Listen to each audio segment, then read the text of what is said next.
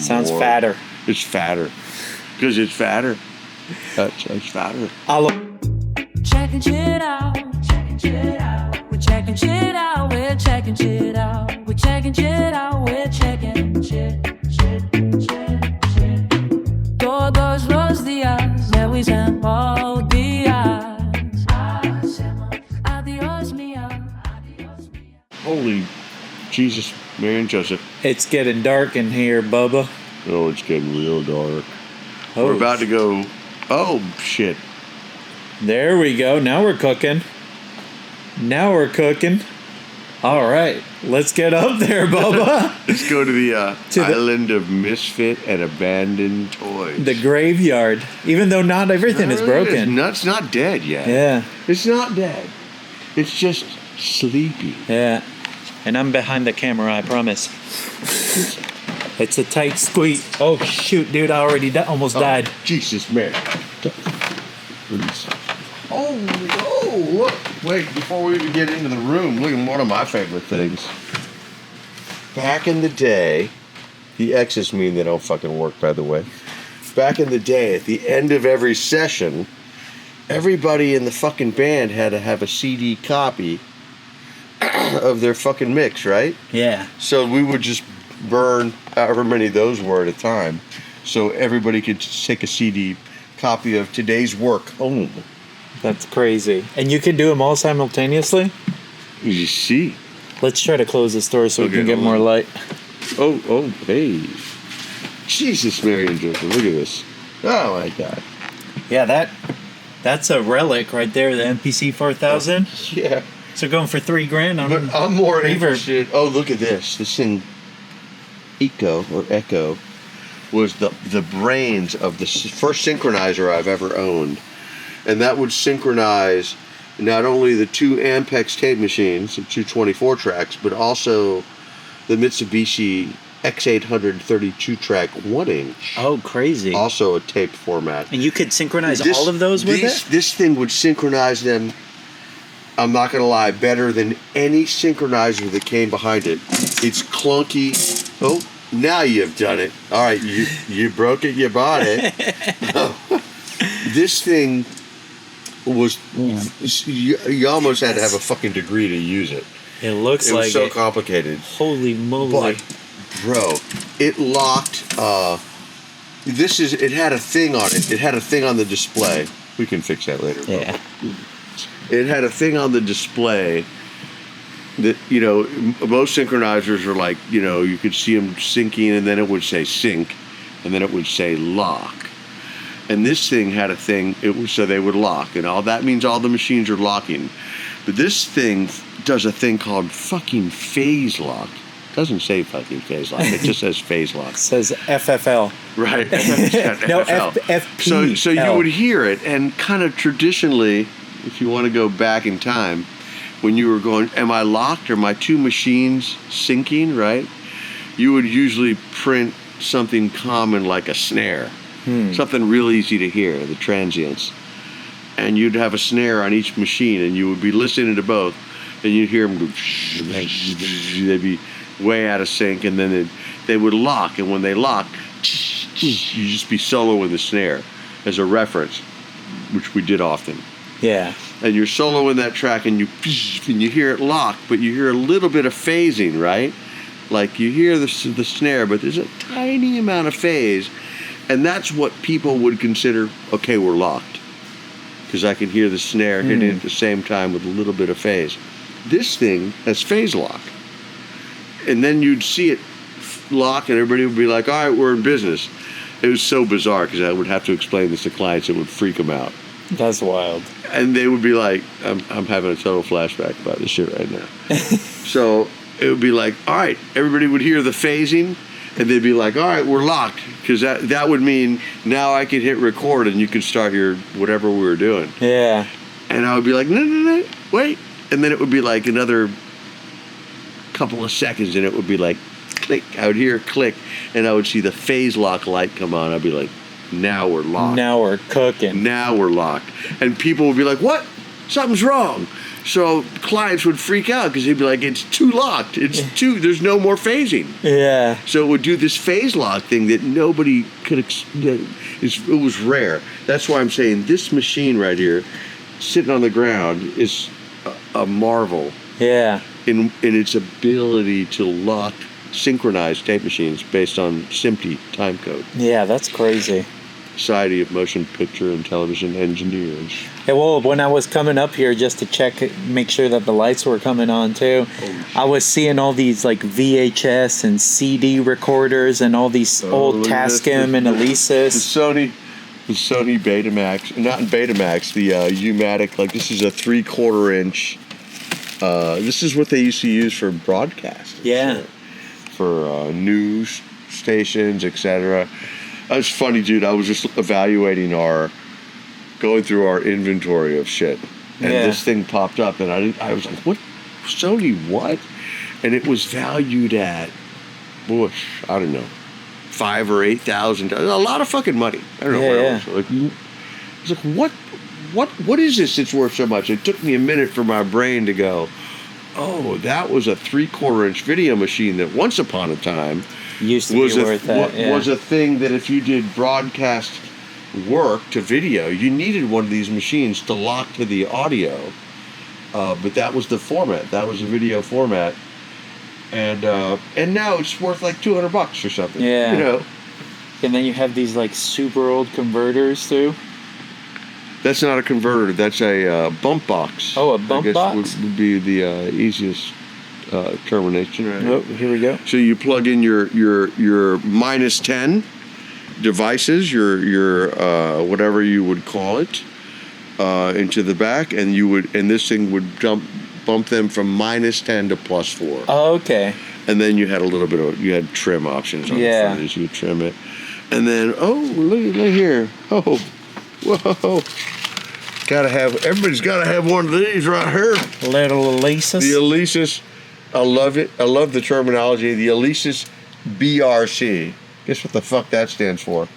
Big remote control. I was gonna say big. They had an LRC and a BRC. Yeah.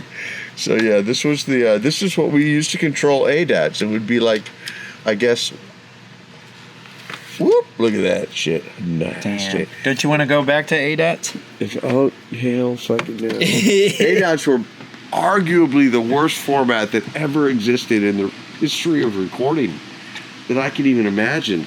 It was a fucking VHS tape. If you guys, youngsters, look that shit up, VHS. That's what we used to get all our movies on and etc.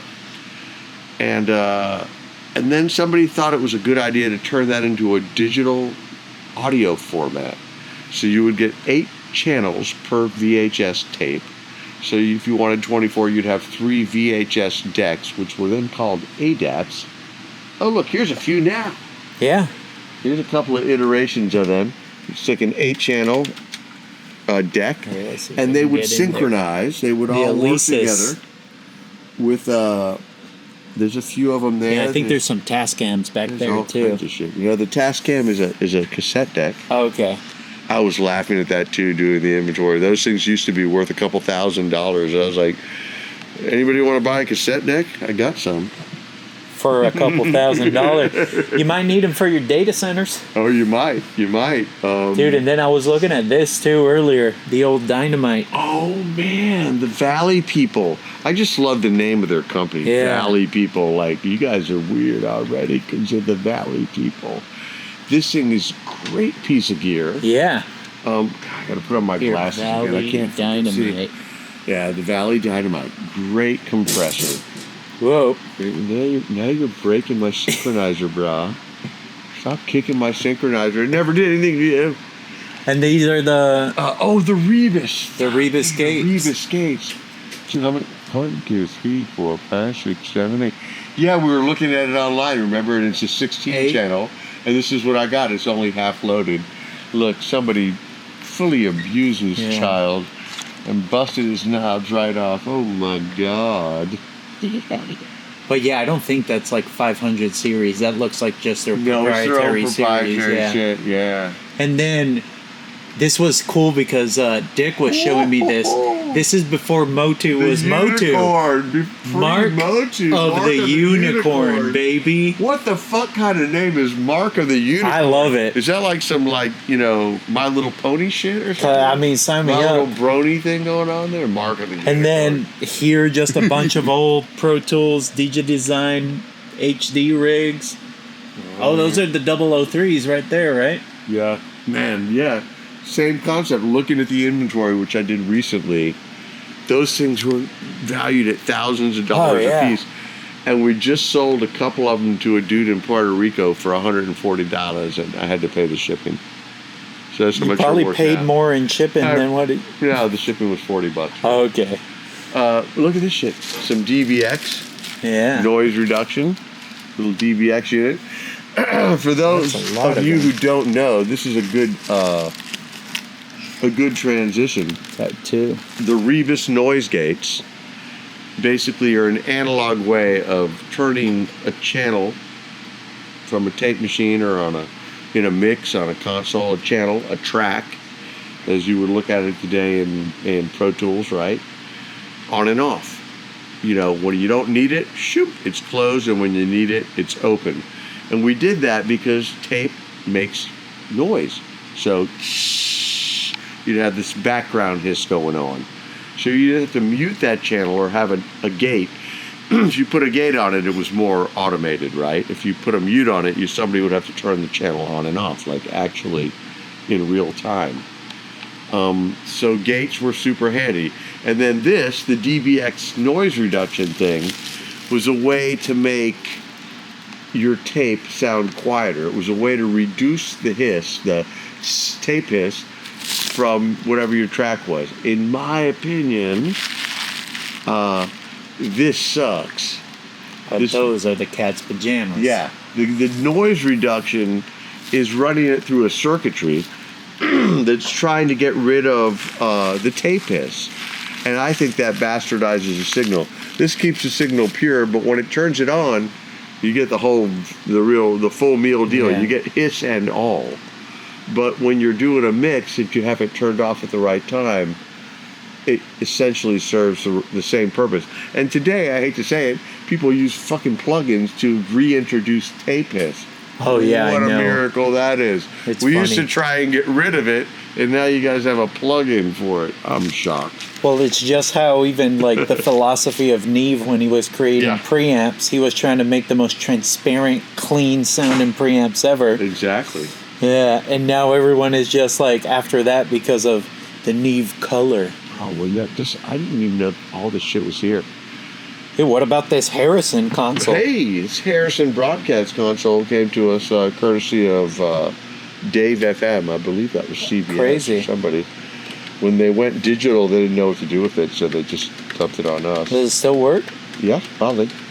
There's another one that was like I think a 16-channel version that I gave to Sean Mullins, who is a great local singer-songwriter guy. And sadly, I think he built a studio around it, and I think somebody broke in and stole it. But And then over here too, there's some Yammy subs over here. There's an MPC. There's the Akai MPC. Is this thing still working too? Yeah, it still works. Yeah, because there's an MPC Renaissance up there that I saw earlier. We had a TRS the other day. I fucking know. An old Roland MP, the old Roland. Remember we saw that the other day, yeah. Right? What's It that? was one of the old 808s. 808s. Yeah. Where the hell is that thing? It's got to be around here somewhere. Could it be under this Akai? Right here? Maybe it's something in Oh that. shit, maybe. Hold on. I can't even walk here. No, that's just cabling. Just snakes. Underneath the MPC 2000. Damn, maybe someone heard us talk about it and they took it out of retirement. Oh, I think I pointed that out to Burn One, and I think he was like, DJ Burn One. Yeah. I think he was like, what? What else do we have here? So here's a good story. You'll notice a lot of this shit is wrapped up in plastic and shrink wrap, etc. Somebody was working here. I can't remember who it was, but they accidentally set off a fire extinguisher. And you know those things are like nasty. You don't want that shit on your gear. So boom, they blow up this fire extinguisher. It fogs the whole atrium and all kinds of other space with this gas. And so they think, oh, what I'm going to do, thinking it's a good idea, is I'm going to ventilate all this shit and open all the doors and let all this dusty, gnarly gas into the rest of the building. Anyway, short story is, yeah, that was a bad move. And that resulted in their insurance company taking all these pieces of gear out and cleaning them and then shrink wrapping them and bringing them back. And that's why some of these things are still shrink wrapped. But most of it still works too, right? Most of it does. Unless it says something is bad, right? That's right. Here's some great amps. I love these Yamaha amps. These are great fold stuff. There's a bunch of old speakers back here. Yeah, there's some Jennies up back there. Are those still in working condition? Probably. I need to put those in the boom boom room. Yep.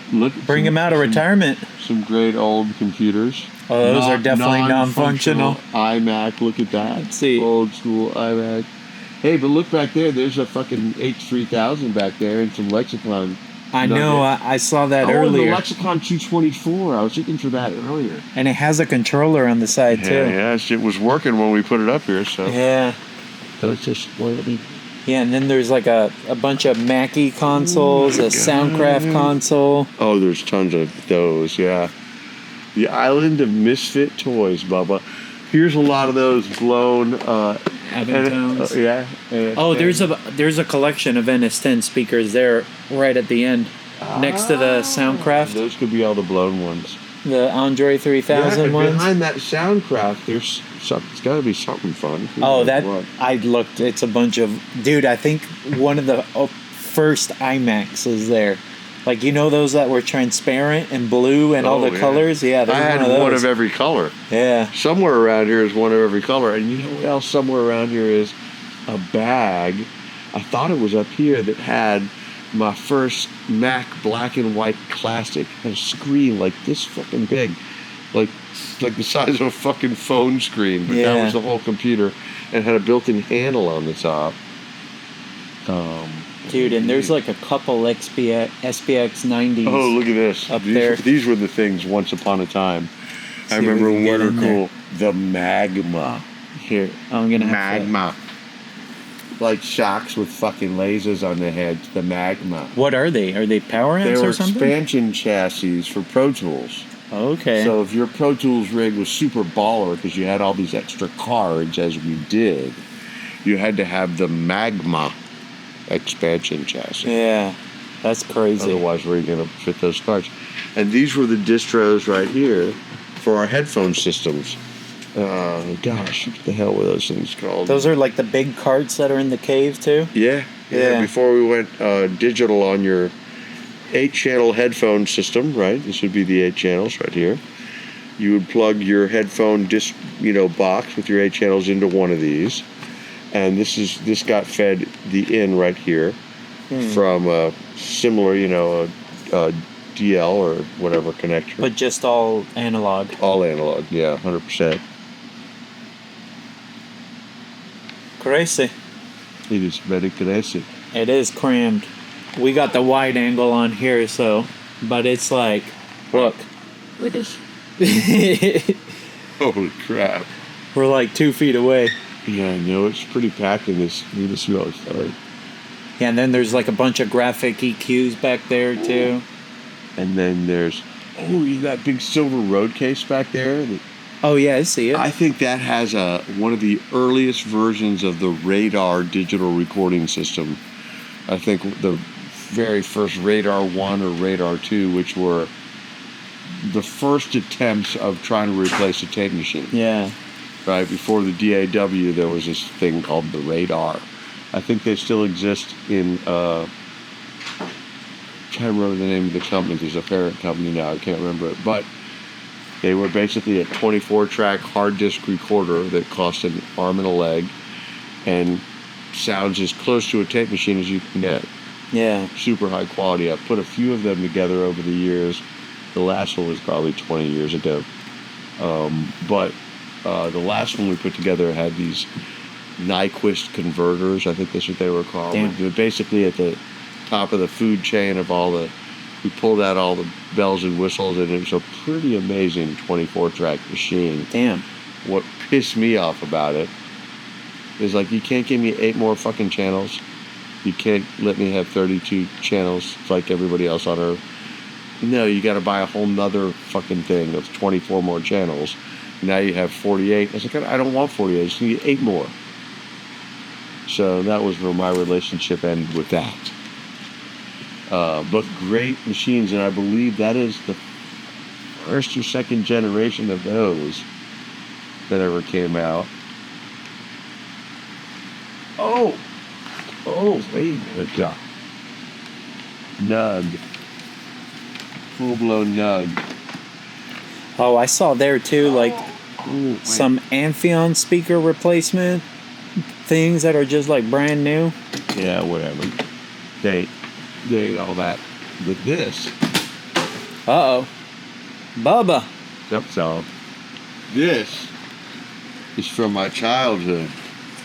It still works. I had this plugged into my fucking Pioneer stereo receiver. This is my Panasonic 8-track player.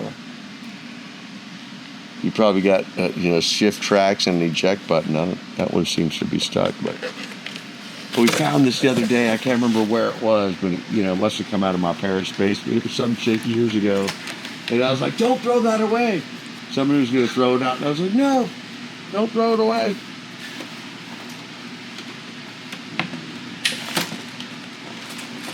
All right, throw this away. This you throw away. Toss it over. This is all right. Twofold. Checking shit out. Paul's office. Random storage. We're cleaning. And we're cleaning shit out. We're cleaning. Oh my god. Oh damn! I just realized that too, right there. That's one of those SPL monitor controllers. These things? Yeah. You ever got a few? Or of is those? it a drummer one? I think it might be an SPL. SPL. Yeah. You're all right. These things.